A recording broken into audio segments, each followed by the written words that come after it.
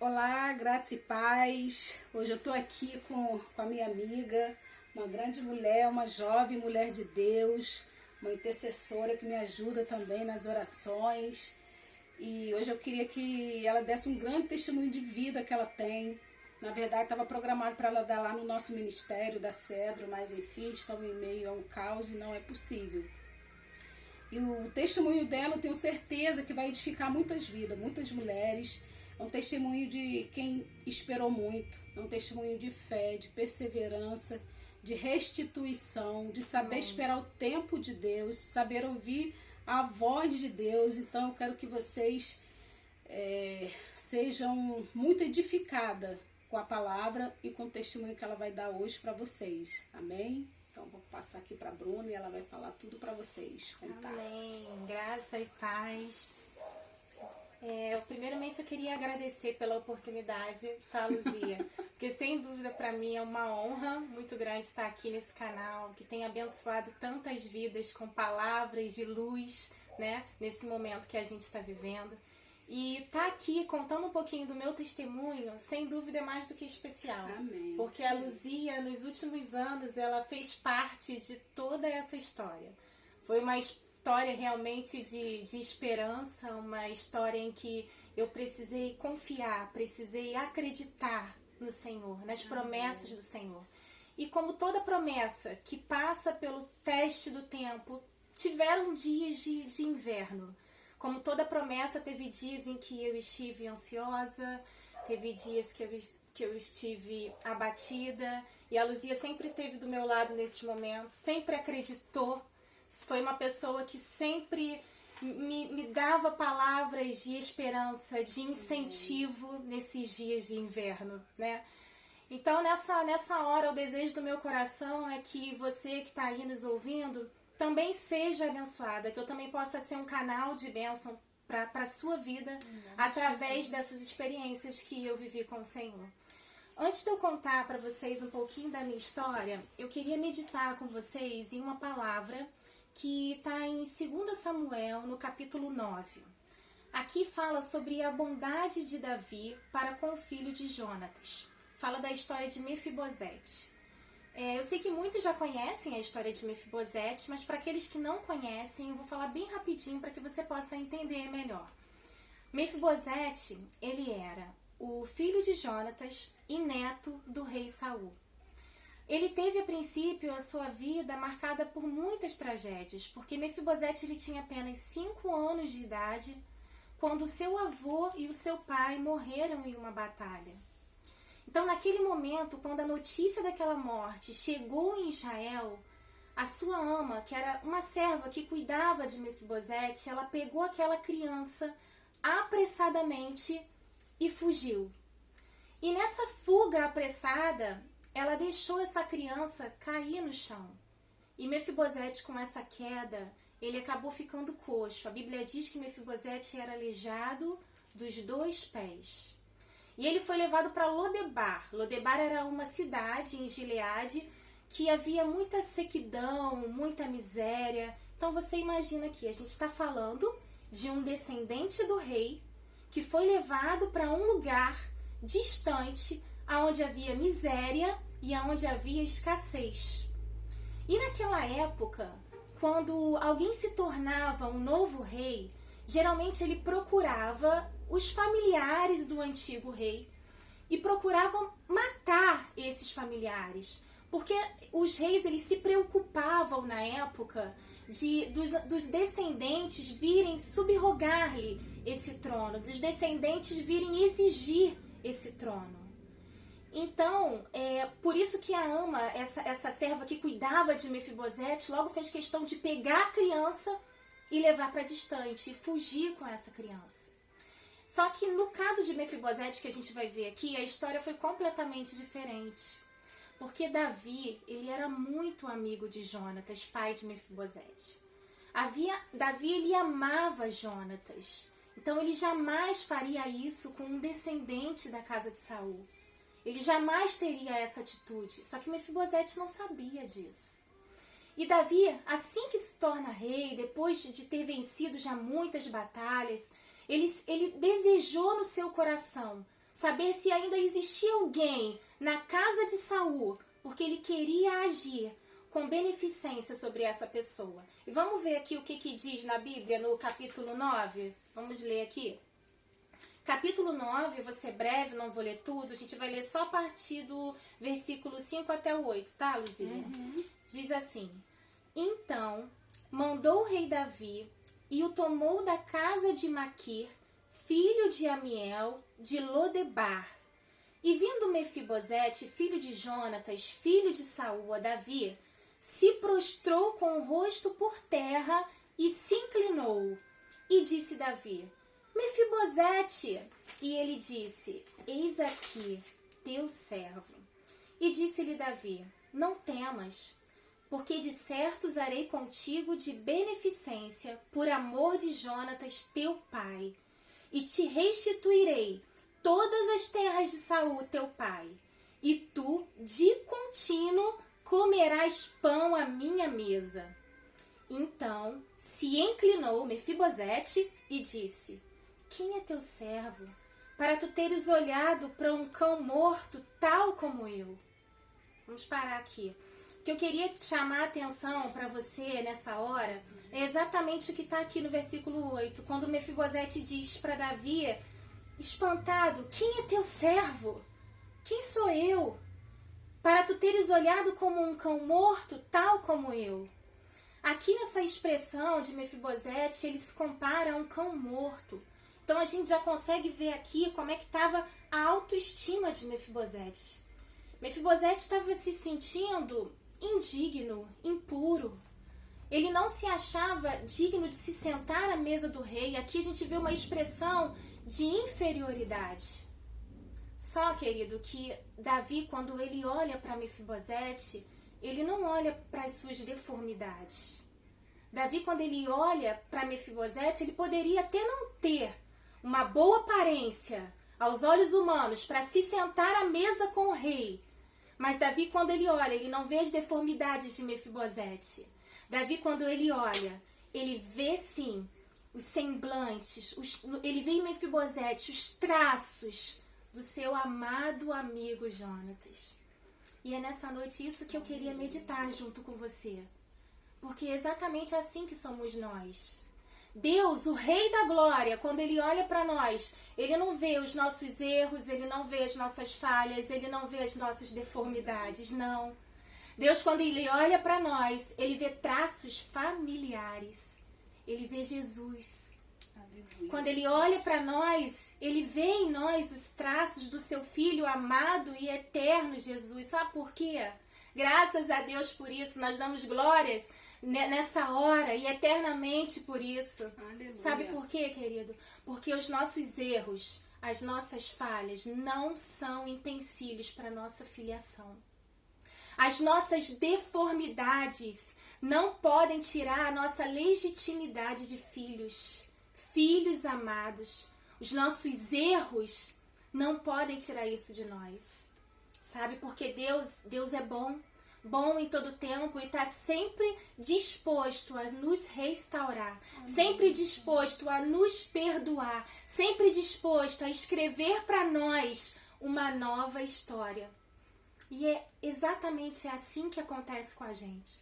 Como Mefibosete, às vezes a gente também sofre quedas. Como Mefibosete, às vezes também sofremos tombos, né?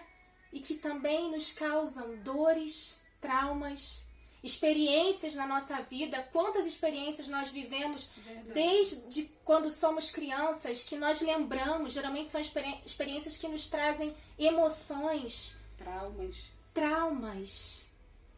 E essas experiências, às vezes, né, também na nossa imaturidade espiritual, na nossa infância espiritual, nós também caímos, tomamos tombo, erramos, caímos no pecado. E aí nós não achamos mais dignos de caminhar com Jesus. E foi exatamente isso que aconteceu comigo. Foi exatamente isso. Eu era jovem quando eu conheci Jesus, eu tinha 17 anos. Eu não nasci em uma família cristã. Eu não conhecia os princípios da palavra de Deus. Então, primeiro, eu fui iludida pelas coisas do mundo. E quando eu conheci Jesus, eu vivi ali, sabe, um grande amor pelo Senhor. Eu vivi Amém. experiências com o Senhor, lindas, em que eu guardo na minha memória. Só que eu era muito imatura ainda espiritualmente. Eu era ainda muito infantil espiritualmente. E eu permiti que no meu primeiro tombo eu ficasse longe do Senhor. Sabe, às vezes eu até me pergunto aonde foi que eu caí, porque realmente assim, quando eu paro para perguntar, Senhor, aonde foi que eu caí? Que eu não consigo me recordar aonde foi que eu fui me afastando da presença de Deus, porque às vezes são em pequenas coisas na nossa vida, são pequenos pedaços que podem fazer um grande estrago na nossa alma. São pequenos pedaços que vão fazendo com que a gente perca a nossa intimidade com o Senhor, vai fazendo com que a gente perca a comunhão com o Senhor e vai nos afastando de viver todas as coisas que Ele tem preparado para nós. E como fazer boas escolhas sem Jesus, não é? É impossível fazer boas escolhas se a gente não tiver Jesus para nos direcionar. Como pode uma noiva, que somos nós, caminhar sem o noivo? Como pode um filho andar sem a direção do pai? Com certeza não vai dar certo. E eu logo fiz mais escolhas na minha vida. Quando me afastei do Senhor, o meu coração logo ficou endurecido. E eu me lembro que foi um período até de muita rebeldia, porque eu não ouvia os conselhos das pessoas que me amavam. Eu não conseguia ouvir os conselhos dos meus amigos, os conselhos dos meus pais. E eu logo me apaixonei. Me apaixonei por uma pessoa que não amava o Senhor, que não sentia desejo de viver uma vida com o Senhor e até se incomodava também quando via eu tentando voltar para Jesus, quando via eu indo para a igreja. E a palavra é muito clara em relação a isso. Julgos desiguais não dá certo, querido. Não dá certo. A palavra é muito clara quanto a isso. E eu me lembro que eu, naquele período, eu lançava as minhas expectativas, eu lançava os meus sonhos nessa pessoa, em vez de lançar as minhas expectativas em Deus, em vez de lançar as minhas expectativas no Senhor. E eu sofri as consequências dessa queda. Sim, foram traumas, foram dores, sabe? Eu sofri as consequências dessa desobediência, porque tudo aquilo que a gente planta, a gente colhe. A gente pode sim colher bons frutos, mas a gente também colhe os maus frutos da nossa má escolha. Não porque o Senhor é mau, não, porque o Senhor sempre é bom. Mas o Senhor, Ele permite muitas vezes que nós sejamos quebrados para que Ele possa nos refazer. Ele permite que as nossas más escolhas venham nos despedaçar para que Ele possa nos restaurar. E qual é o objetivo do Senhor? Sempre será nos aproximar dEle. O objetivo de Deus sempre vai ser que a gente busque intimidade com o Senhor, sempre vai ser que a gente busque comunhão com Ele, que a gente anseie pela presença dEle, até que nada mais importe. Ele deve sempre ser o primeiro. Aleluia. E depois que eu me separei, eu ainda assim fiquei um período longe do Senhor. Mas glórias a Deus que o Senhor, em um certo momento da minha vida, mais uma vez, Ele teve misericórdia e me alcançou. E foi aí nesse período que eu conheci a Luzia. Eu aqui, gente. Foi aí nesse período que eu conheci a Cedro, que é a nossa igreja. E quando eu cheguei na Cedro, eu cheguei totalmente quebrada. Cheguei com os meus sonhos despedaçados. E sinceramente, no meu coração, eu achava que pra mim nem tinha mais jeito. No meu coração eu achava, eu já errei. Sabe, eu tava como Mefibosete. Eu não posso mais me sentar à mesa do rei. Eu não sou mais digna de poder sonhar novamente. Era assim que eu me sentia. Mas ali eu fui muito acolhida. Logo a Luzia me trouxe aqui para esse lugar. Aqui, ó, adotei. Aqui essa casinha. Já logo adotei. Como esse lugar é especial, gente. Porque aqui a gente viveu muitas experiências com Deus. Foram momentos de oração. Foram momentos de lágrimas, de compartilhar alegrias. Experiências. Tivemos muitas experiências. É verdade. Tempo, na verdade, de cuidado, né? Na vida da Bruninha, mas também na minha vida, na vida de outras meninas também que estavam junto com a gente. E eu me jamais alegro. vou esquecer esse tempo. Jamais. A gente teve muitas experiências, viajamos juntos para ter comunhão mais e mais com o nosso Senhor. E eu fico muito feliz, meu coração se alegra em estar ouvindo cada palavra aqui da vida da Bruna, que foi assim mesmo quando eu conheci a Bruna, sem esperança, sem expectativa, como o testemunho que ela está dando aqui, né, de Mefibosete. Mefibosete, não tinha perspectiva. Mas o Senhor, cara, Ele não lança fora nenhum filho, nenhuma filha, porque nós somos princesas, filhas amadas. Glória a Deus. E a coroa dela estava guardadinha, ó, esperando, porque era feita para ela. Como cada uma de nós temos uma coroa específica para cada uma. Então a dela estava guardadinha, só esperando ela de novo se achar no direito e reconhecer que ela era filha. Ela não era só simples serva. Porque o servo é diferente. O servo não conhece o coração do pai, nem o desejo do pai. Mas quando a gente é filho, a gente conhece o coração do pai, a gente não se enxerga mais como servo, mas sim como filho. Eu fico muito alegre em poder estar aqui hoje compartilhando esse vídeo com ela. Eu acredito que vai rodar aí para muitas mulheres. Ela vai terminar aqui porque, olha, é bênção demais, gente. Muito bênção quando você é obediente ao Senhor. É verdade. O Senhor verdadeiramente, Ele nos dá muito além do que nós pedimos e do que nós pensamos. Aleluia. E depois desse período, eu fui me aproximando do Senhor, sabe? Foi um período em que eu sentia muita sede de Deus, muito desejo, sabe? De voltar para aquela minha primeira essência, sabe? Vontade de voltar para aquele primeiro amor. Sabe? Porque na verdade nós somos criados, somos gerados com uma essência. Eu até assim na minha imaginação, gente, sou muito romântica, tudo eu romantizo muito. Então na minha imaginação, eu creio que Deus, Ele faz a gente ali, sabe? Em uma forminha especial. Em uma forminha linda, onde ele coloca ali o desejo do coração do Pai, nos formando de uma maneira perfeita, cheios de coisas maravilhosas, de dons, de talentos, sabe? Só que infelizmente o mundo, os nossos traumas, as nossas mágoas vão nos deformando e a gente vai saindo daquela forma e a gente vai ficando com deformidades e a gente vai mudando a nossa forma. Mas quando a gente tem um encontro verdadeiro com o Senhor, Ele traz de volta a gente para essa forma, sabe? E aí a gente começa a viver tudo aquilo que o Senhor tem para nós. E foi exatamente assim que aconteceu. E eu que achava que não teria mais jeito, fui surpreendida pelo Senhor. A gente ia fazer uma viagem, né, para a estância, onde a gente passou lá 3 dias maravilhosos com o Senhor. E na véspera dessa viagem, eu estava trabalhando, eu sou representante, era representante, nesse momento eu não estou trabalhando. E eu sempre viajei muito, trabalhava de carro, tendo que andar por todo o Rio e em outros lugares. E em um desses dias de trabalho, no Rio, no túnel Santa Bárbara, eu bati de carro. E aquela batida foi mais do que especial. Porque daquele carro saiu um príncipe.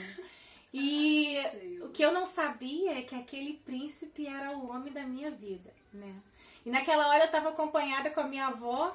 E a minha avó ficou toda entusiasmada e ela logo falou assim, minha filha, que gatinho! E eu ainda briguei com a minha avó, porque eu falei, vó, deixa de ser assanhada, vó. Eu me lembro que eu cheguei aqui e até contei isso pra Luzia. Eu falei, deixa de ser assanhada, eu acabei de bater de carro, vó. Nunca bati de carro na vida, foi a primeira vez que eu bati, eu não sabia nem como agir. E ela tava ali querendo chamar a minha atenção pro gatinho que tinha acabado de sair daquele carro, né? E ali foi uma batidinha de leve, foi realmente só para aquele encontro acontecer que o Senhor planejou. O porta-mala do carro dele ficou com dificuldade de abrir e a gente teve que acionar o seguro por conta disso e trocar o telefone. Nessa troca de telefone a gente conversou algumas vezes, mas sem nenhuma intenção, porque no meu coração, como eu falei pra vocês, eu nem estava pensando em nada disso, eu estava vivendo um momento muito maravilhoso com Deus. Um momento que eu estava tão feliz com as minhas amigas, vivendo esses momentos aqui de oração, que realmente eu não estava nem pensando nisso. Mas nós trocamos o telefone, a gente foi para a estância, né? E depois nós voltamos. Quando nós voltamos da estância, nós estávamos vivendo um novo tempo na nossa igreja, porque a nossa igreja estava inaugurando a Revolution. Sei que muitos que estão aí nos ouvindo se lembram da Revolution, que foi tão preciosa para nós, né? Foi um tempo muito precioso. E na Revolution, eu ia ministrar no dia da inauguração.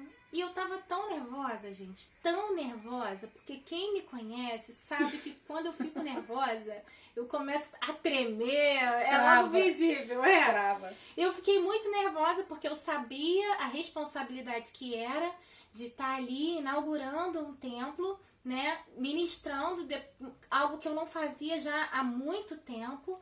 Então eu fiquei buscando muito ao Senhor. Naquele período eu busquei muito a Deus na madrugada, buscava muito ao Senhor, orando, buscando na palavra. E foi assim, no momento quando eu menos esperava, eu vivi a experiência mais linda da minha vida. Eu vivi a experiência que eu vou guardar para sempre no meu coração, que eu jamais vou esquecer. Em uma dessas noites eu estava ali buscando pela Revolution, buscando pela nossa igreja, por aquele momento, quando de repente a presença de Deus invadiu o meu quarto.